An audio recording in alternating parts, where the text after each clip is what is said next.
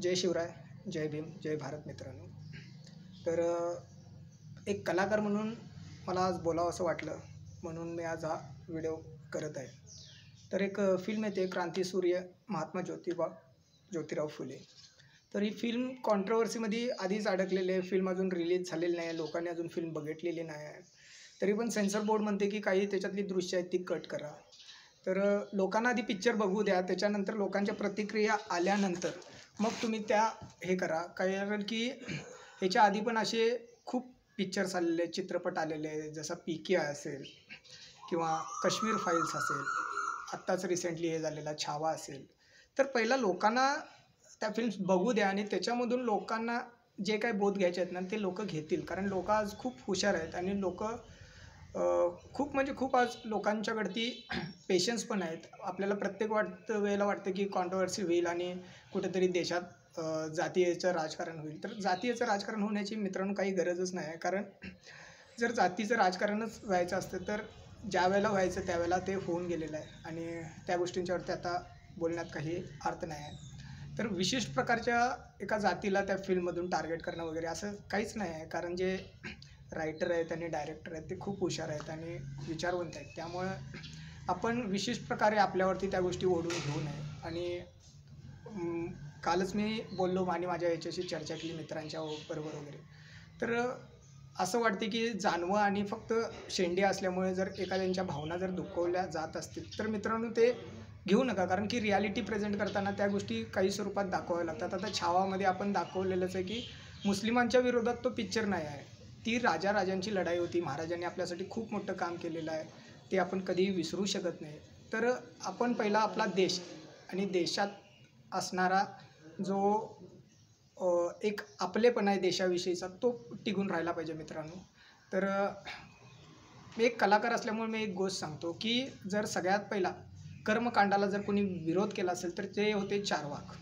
तर कसं आहे, वैदिक ब्राह्मण आणि विचारवंत ब्राह्मण याच्यात फरक आहे मित्रांनो. तसंच आमचे जे आराध्य ज्यांना आम्ही मनापासून मानतो ते बालगंधर्व. कारण पहिली साडी जर कोणी परिधान केली असेल इंडस्ट्रीच्या बाबतीत तर ते होते बालगंधर्व.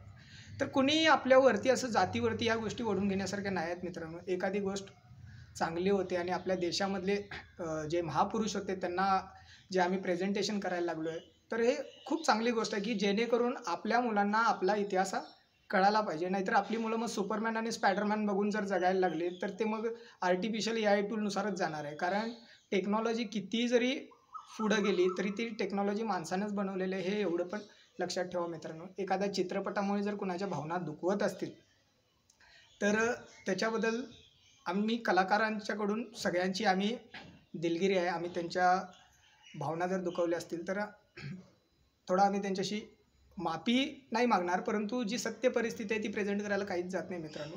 कारण झालेले जे अत्याचार आहेत ते आहेतच. कारण ते मग बाबासाहेबांच्यावरती असतील, शिवाजी महाराजांच्यावरती असतील, महात्मा फुलेंच्यावरती असतील, माझ्या सावित्रीमाईंच्यावरती असतील, त्या गोष्टी झालेल्या आहेत. तर ते सत्य परिस्थिती आहे मित्रांनो. कारण स्वराज्यासाठी जर स्त्रियांच्या विषयी जर कोणी जागृत जर केला असेल तर ते पहिले होते महात्मा फुलेजी. कारण महात्मा फुलेजींनी भरपूर मोठं कार्य करून ठेवले. स्त्री शिक्षणाचं अभियान त्यांनीच ते चालू केलेलं होतं. मग नंतर त्याला हळूहळू पुढे जात ते शिक्षणाचा ओघ वाढत गेला.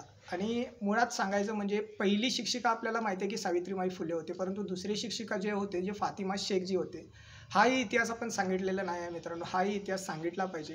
कारण आपल्या देशात हिंदू मुस्लिम किंवा जातीचं राजकारण करण्यापेक्षा देश आपला आहे हे पहिला समजून घेणं खूप गरजेचं आहे. जे काय आता महाराष्ट्राचे पडसाद उमटायला लागले ते उमटू नयेत. कारण बरीचशी लोक आज रस्त्यावरती उतरलेले आहेत आणि हे करायला लागलेले आहेत. आपण सेन्सिटिव्हली विचार करा आणि सेन्सर बोर्डानं पण सेन्सिटिव्हली विचार करायला पाहिजे की जसं आहे तसं प्रेझेंटेशन करणं खूप गरजेचं आहे. नाहीतर मग बॉलिवूडमध्ये आहेच ना, मग उघडी नागडी फिरत असतात, त्यांना सेन्सर बोर्ड काही ते कट करत नाही.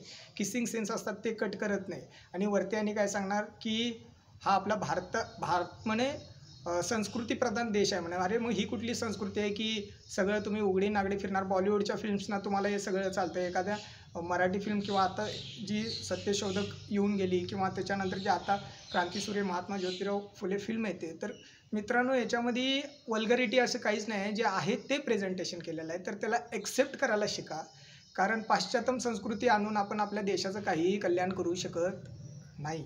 त्यामुळे संवेदनशील व्हा आणि संवेदनशीलपणे त्या पिक्चरला घ्या. पिक्चर रिलीज व्हायच्या आधी कमेंट करू नका आणि पिक्चर पूर्णपणे बघा आणि मगच त्याच्याविषयी हे करा. आणि परत एकदा कलाकार म्हणून सेन्सर बोर्डाला माझी विनंती आहे की तुम्ही पण थोडंसं सेन्सिटिव्ह व्हा आणि सेन्सिटिव्ह होऊन प्रत्येक गोष्टीचा विचार करा. आणि मग विचार केल्यानंतर जे कोण डायरेक्टर्स असतील, जे कलाकार असतील, कारण त्यांनी आतोनात त्या गोष्टीसाठी स्वतःचा श्रम घातलेला असतो, प्रेम केलेलं असते, त्या भूमिकेवरती प्रेम केलेलं असते, त्या स्क्रिप्टवरती प्रेम केलेलं असते आणि त्यांनी ते खरोखर ते आयुष्य जगत असतात.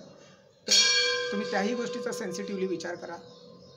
एवढंच सांगतो मी की देशामध्ये दंगली नको आहेत आणि कुठंही पडसाद उमटू नाहीत, एवढीच माझी सर्वांना विनंती आहे. कारण भारत हा आपला एक विविधतेनं नटलेला देश आहे.